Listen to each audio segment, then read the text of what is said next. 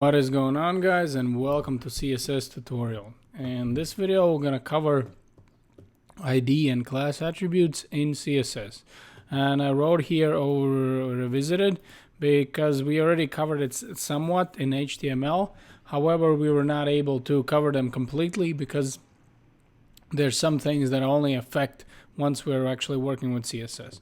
So here's the problem right now, right? So let's say that I have 4 paragraphs, and if I want to create a background color, I would write background color over here, and I would just select red, right? So you can see that I have 4 paragraphs and all of them are red, right? However, what if I would want to select a paragraph, one of those paragraphs, and I would want to have a different background color, right? Because if I just select one, it selects all the elements that has the same name, which in this case is going to be paragraph. So the way I would do that, I would actually add a class attribute over here. So I would write over here class, and I would say that the name of the class I would have to write over here. So the value, right?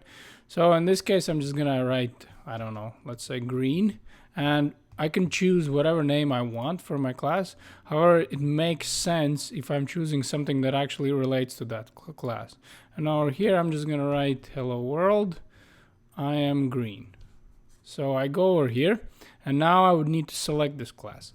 And what is the way how I select this class? I can actually press dot over here, and then I write the same name for the class that I have the value. So over here I write green, and let's say over here I'm gonna write background color, and I'm just gonna say that this is gonna be green.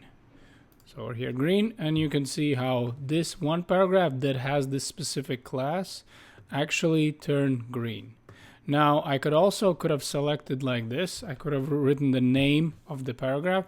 Let's say that you have like let's say that you have another option, right? So you have over here a heading element over here, and you have a heading element, and let's say that it says hello Johnny, right? And I add this class green over here because maybe I want this green to be a background for this heading, right? So I just copied this one over here and paste it over here.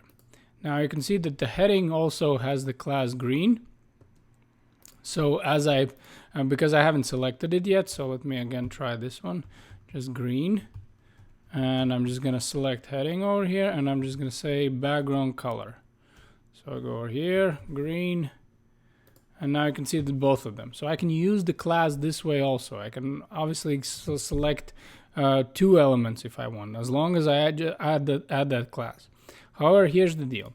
What if in some case I wouldn't want this heading to be green, right? What if I would just want the class that actually is within the paragraph element, or affect only paragraph elements that has a class green? Well, I would have to write the element that I want to affect in selector. So over here, if I just write paragraph over here, you can see that it only affects my paragraph right now, what's green. However, if I write over here h1, you can see that it's affecting only the h1s, which in this case is only one of them, but it only affects the heading ones that has the class green. However, if I just write the dot and green, then it would affect all the classes that I have green, including heading 1 and paragraph 1. Now, the same thing works with a ID, and it's just a little bit different syntax. So for ID, we obviously would have to change the attribute from class. We would write here ID, and when we are selecting, we would actually select again like this. We would select the hashtag, the same as we did with the links, and then we would write the name. So in this case, I'm just going to write green, and then I would decide what type of background I would want, right? So I'm just going to write that the background I would want, let's say, I don't know, background color, I want aqua, right? So you can see that my ID is right away turned let's say aqua because I selected it and I changed the background color. And just for the sake of it, let's do again the paragraphs. All the paragraphs, I'm just going to say that they're going to be background color is going to be red for them, right? Over here. So now I can see that all my paragraphs are red, and my one ID is actually different.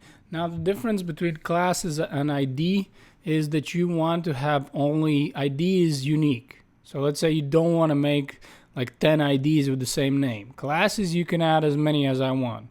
Let's say I could have added all this class green to all of the paragraphs or to all of the headings that I would want. However, IDs are unique because for design that you know that if you're just actually styling that one ID, that you're not styling 10 of them at the same time. You only have one element that has that one specific ID, and class is the one that you can actually add to multiple elements. So that would be the difference. And let me just show you how it would work, let's say with div elements, right?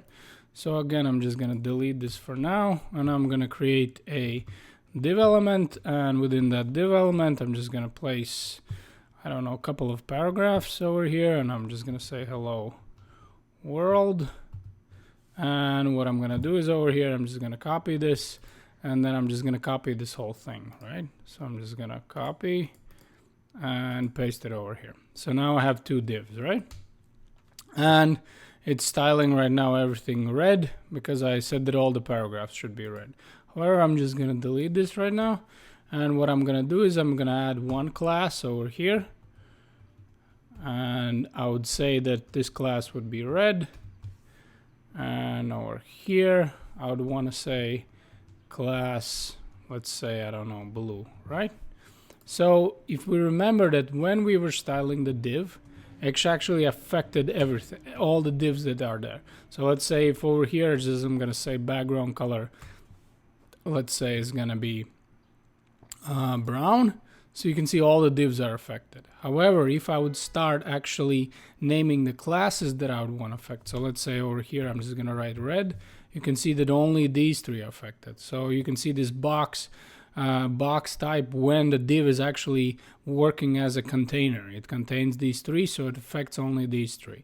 So if I would want over here div, which is the class blue, and over here I would just write something like background color blue over here, and I'm gonna go to blue.